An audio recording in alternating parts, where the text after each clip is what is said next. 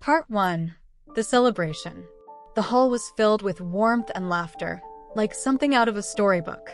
Twinkling lights hung from the ceiling like tiny stars, and a giant paper snowman smiled from the far wall, watching over the chaos of children in party clothes darting between balloon arches and cookie tables. It was the annual winter gift party, something the neighborhood association had organized every December.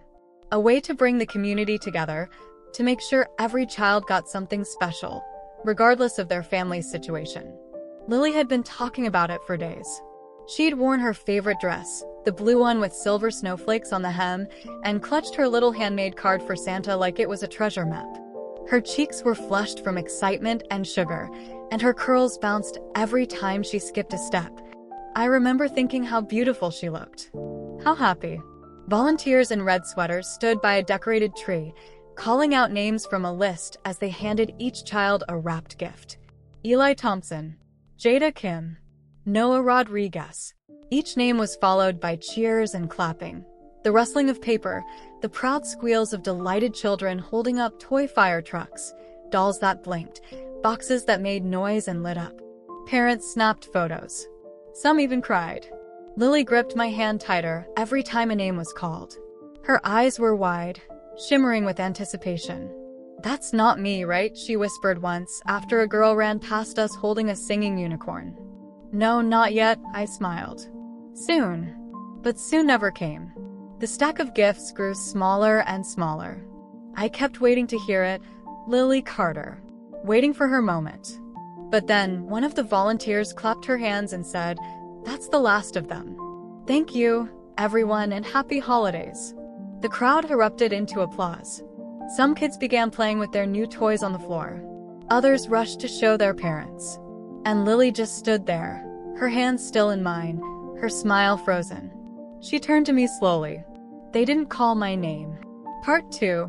The silence. For a few seconds, I couldn't speak. I just kept looking at the empty space under the tree, once overflowing with packages, now bare except for some bits of torn wrapping paper and a crooked ribbon. Around us, the room buzzed with celebration. Children showed off their gifts to each other, forming instant friendships over remote-controlled cars and light-up fairy wings. Parents laughed, snapped group photos, and wiped away joyful tears. But all I could hear was the ringing in my ears and Lily's quiet voice repeating, "They didn't call my name."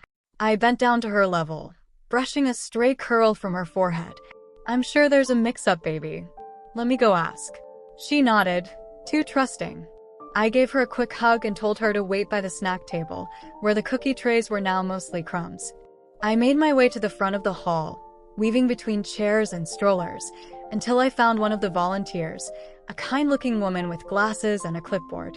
"Excuse me," I said, trying to keep my voice calm. "My daughter, Lily Carter, didn't get called. Could you check the list?" She blinked, then smiled apologetically and flipped through a few pages. "What's the last name again?" "Carter. Lily Carter. She's 6. Blue dress." The woman's eyes scanned the sheet once, then twice. Her smile slowly faded. "I'm really sorry. I don't see her name here. Are you sure you registered?" My mouth went dry. "Yes. I filled out the form 2 weeks ago. I even got a confirmation email." She frowned. "Would you be able to show me that?" I reached into my bag, digging for my phone with trembling fingers. But before I could find the email, she gently said, "I believe you.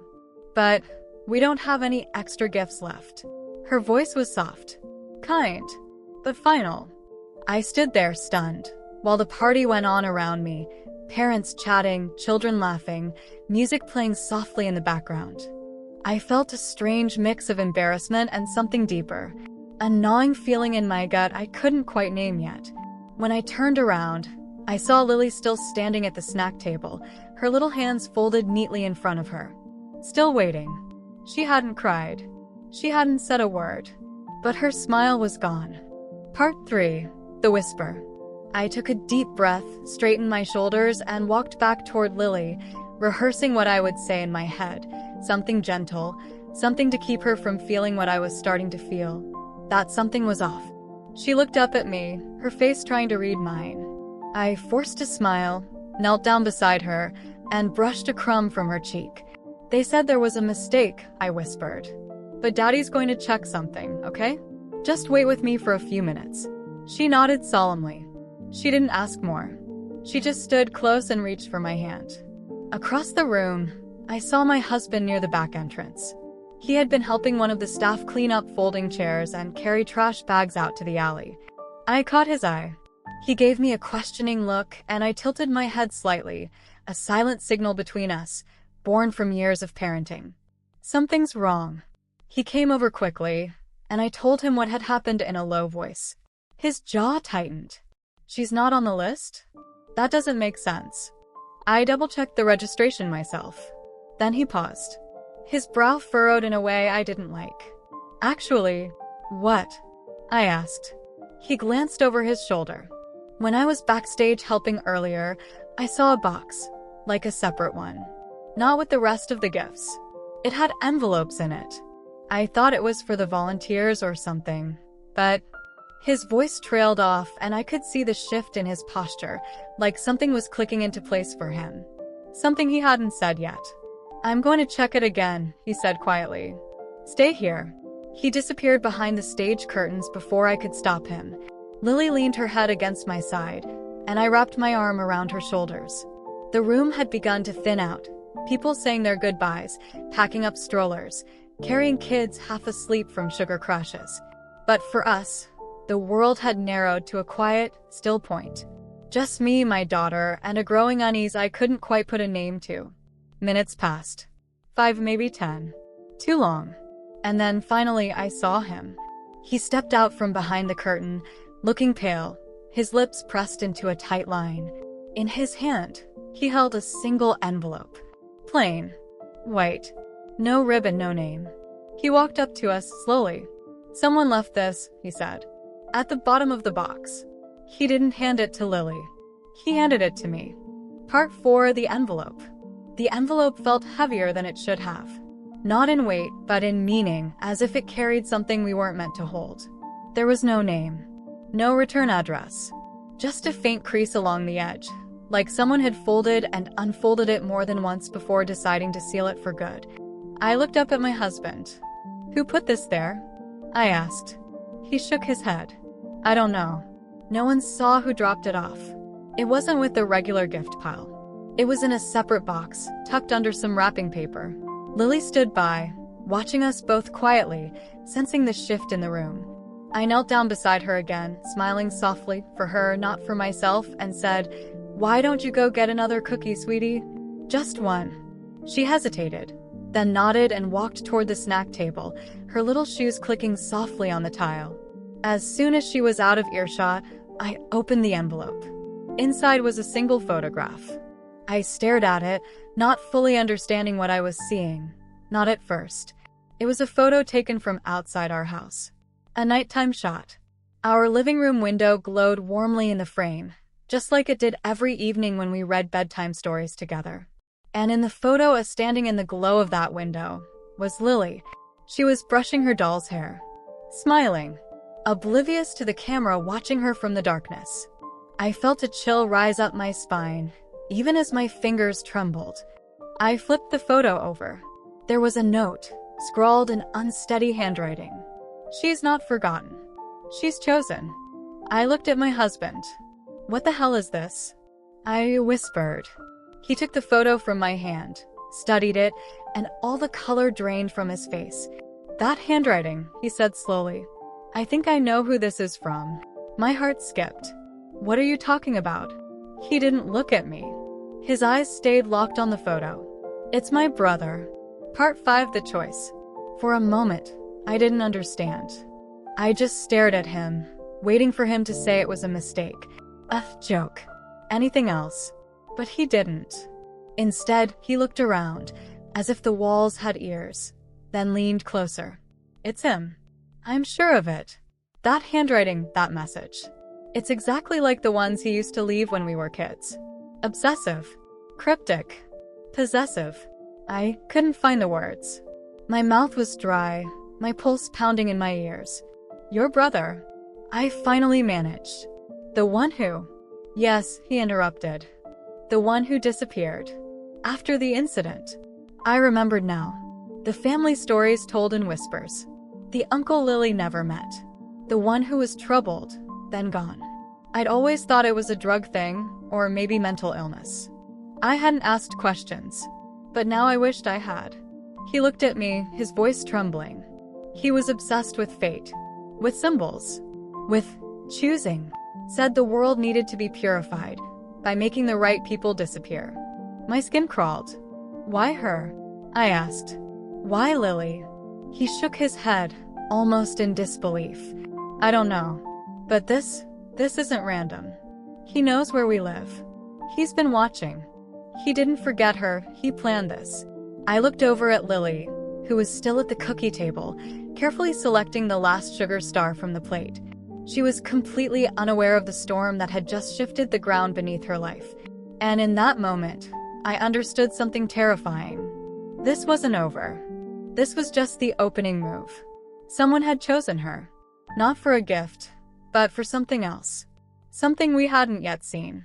My husband and I stood in that half-empty hall, surrounded by the laughter of other people's children, clutching an unmarked envelope that had turned our world upside down. And I knew, whatever this was, whatever he wanted, we had to be ready. Because he was watching. And he was waiting. Part 6. The Visitor. We didn't sleep that night. Lily curled up between us in our bed, hugging her stuffed rabbit, oblivious to the way our hands never let go of her. We listened to every creak in the house, every gust of wind outside, as if expecting someone to knock at any moment. The photo lay on the kitchen table, inside a Ziploc bag, my husband's idea, in case we needed to take it to the police. We hadn't yet. Neither of us could explain why. Maybe it was fear of not being believed. Maybe it was guilt for ignoring the warning signs, for letting our guard down. But deep down, I think we both knew the truth. This wasn't something the police could fix. That morning, while Lily watched cartoons in the living room, my husband pulled down a battered cardboard box from the top shelf of the hallway closet. It was filled with old papers, yellowed photographs, and an unopened letter that had never been mailed. He placed the letter in my hands. From him, he said. The last thing he sent before he vanished. I opened it. Inside was a single sentence written in the same erratic scrawl. One day I'll find the right one. The one who sees. It made no sense. But it felt like a code. A threat wrapped in prophecy. That evening it happened. Just after sundown, there was a knock at the door. Not loud. Not rushed. Just 3 slow, deliberate knocks. My heart seized. My husband rushed to the door, looked through the peephole, then froze. It's a woman, he said, confused. I looked too. She was standing perfectly still on our porch, tall, with a dark wool coat and a long scarf that nearly covered her face. She held something under her arm. A small square package. I opened the door just enough to speak. Can I help you? She didn't answer right away.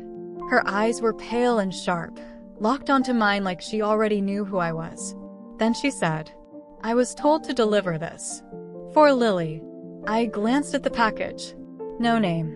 No markings. Who sent it? I asked. Her voice didn't waver. You already know. I stepped out and shut the door behind me. If you come near my daughter. I'm not here to harm her, she interrupted. I'm here to prepare you. For what? She looked me dead in the eye. For the choice you'll have to make. Then she handed me the package, turned around, and walked down the steps into the fog. She never looked back. Part 7. The Package and the Past. I stood on the porch, watching the woman disappear into the thickening fog until there was nothing left but silence and the faint outline of her footprints on the frost-covered path. The package in my hands was surprisingly light, almost empty, but the weight of it, of what it could mean, made my fingers go numb. I came back inside, bolted the door, and set the box on the table. My husband stood nearby, arms folded, as if his body alone could shield us from whatever was coming. Lily peeked in from the living room. Who was that, Mommy? No one important, sweetheart, I said gently. Just someone with the wrong address. She returned to her cartoons. I looked at my husband. Open it with me. He nodded. We peeled back the paper slowly. No tape. Just a simple fold, like it had been wrapped by hand carefully. Inside was a small wooden box, unvarnished, the kind you might find at an old craft market. No luck. Just a sliding lid. Inside were three things. A single black feather. Smooth, glossy. Raven, maybe. Clean. Out of place. An old library card. The name on it was nearly faded. Thomas Carter. A cassette tape. A cassette. As if we still lived in the 90s. Tom, my husband whispered. His voice cracked when he said the name. That was his. He reached for the library card and turned it over. On the back was a note, hastily scribbled in pencil. He told me she'd understand. That she'd hear it. I looked at the tape. Do we even have anything to play this on? He nodded slowly. There's an old Walkman. In the garage. He left to get it, and while he was gone, I stared at the feather. It lay like a warning inside the box. Elegant, dark, and deliberate. When he returned and clicked the tape in, there was nothing at first but static. Then a voice crackled through. Rough. Hoarse. Familiar to him. Unknown to me. If you're hearing this, it means the wheel is turning again. It took years to find her, but I saw the signs. She's not like the others. She sees. You may not know it yet, but she will. Soon. They'll come for her. One by one. You can stop it. But not by running. You'll have to choose. One path saves her. The other. The voice trailed off, and for a moment there was silence. Then it returned softer. I'm not doing this to hurt her. I'm doing this to finish what they started with me. The gift isn't danger. The gift is truth. Click. Silence. My husband took off the headphones and sat down slowly, his eyes hollow. When we were kids, he said, voice low, Tom used to say he was born with something in his head, a voice, a feeling, I don't know. Our parents thought it was mental illness, but he swore it wasn't. He believed he could see patterns in people, like threads. Threads? I asked. Of fate. He said he could see when someone was meant to die, or be saved. Like their future was already decided. But sometimes, rarely, a person would show up with threads twisted around them. Unpredictable. Chosen. Dangerous. And you think Lily is? He didn't answer. He didn't have to. Because deep down, I was starting to see it too. And now someone else had seen it first. Part 8, she sees. It started with the mirror. A few days after the package arrived, everything seemed almost normal. We stuck to routines. Breakfast, cartoons, afternoon walks, bedtime stories. But Lily had grown quieter. Not withdrawn, just watchful. As if something inside her was listening to the world more than we were. One morning, while I was folding laundry in the bedroom, she came to me and asked, Mommy, why is the woman in the mirror not looking at me? I froze. She was standing in front of the old vanity mirror, staring straight into it. And in the reflection, yes, everything appeared normal. Her, the room, me behind her. But Lily wasn't looking at herself. She was looking slightly off to the side, like something else was there. What woman? I asked. She said it calmly without fear. The one with the long dark braid. She's smiling but not moving. And her eyes, they don't blink. I walked to the mirror. There was no one there. Just us. But Lily kept staring, her eyes wide and fixed. She says she knows who I am. But you can't hear her. I gently took her hand. It was cold, unnaturally cold, like she'd been holding ice. Lily, sweetheart, look at me. There's no one there. Just you and me, okay? She nodded. But slowly, like she was only agreeing because she knew I wouldn't understand. Later, during lunch, she doodled something onto a napkin. A strange figure made of overlapping lines, surrounded by rings. What's that? I asked. She does this in the air when I fall asleep. She says it's important. I took the napkin. When my husband saw the drawing, he went pale. He got up, went to the closet, and returned with an old spiral notebook from the box his brother had left behind. There, on one of the yellowed pages, was the exact same symbol. Not similar. Identical. We exchanged a look. He whispered, She's seeing the same things he did. That night, at 3:14 a.m., I woke up to Lily's voice. She was standing by her bedroom window, whispering. At first I thought she was sleep-talking, but when I got closer, she turned suddenly and said, "He's out there, by the trees." He said he's not alone. He brings other people's dreams. I looked out the window. Dark. Still. But in the shadows at the back of the yard, something moved, not with the wind, but against it. Like a shadow deciding to become real. Then Lily added, calmly, dreamily. He said I have to choose soon. Part 9. The choice. The days that followed were fractured.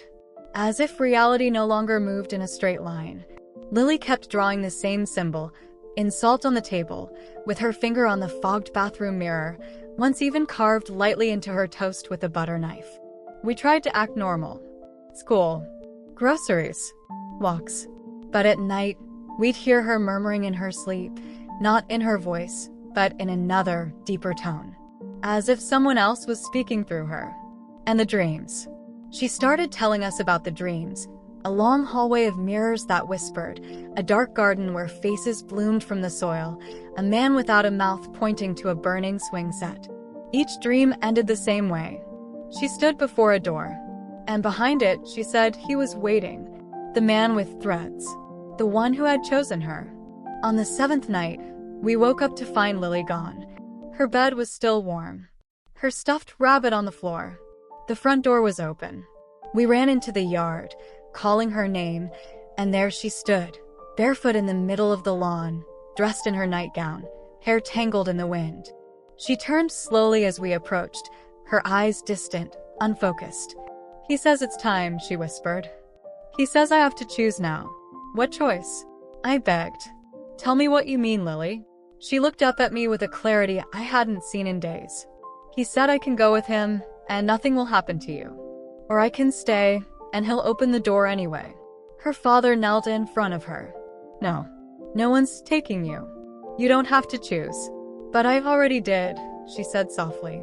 And then she pointed, not at us, not at the house, but behind us. We turned. There, at the edge of the trees, stood a man. Tall. Motionless.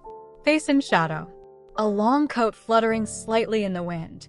He didn't move. He didn't need to. We knew it was him. Lily stepped forward, but I pulled her back. No, I said. No one is taking my daughter. But the man didn't come closer. Instead, he raised his hand, slowly, and placed one finger over where his mouth should be. Silence. And Lily said, he's not here to take me. He's here to wait. The choice was never about now. It was about later. The man turned and walked into the woods. And Lily fainted. She's been fine since then. Doctors say she's healthy. She laughs. Plays. Sleeps through the night. She says she doesn't remember what happened. Or the dreams. But every now and then, she still draws that same symbol. And in the mirror, just for a second, I still see something move not quite with her. And sometimes I wake in the middle of the night with a cold certainty in my chest. Because now I understand what he meant. What she meant. The real choice hasn't come yet. But it will. And when it does, we'll all know what she really sees.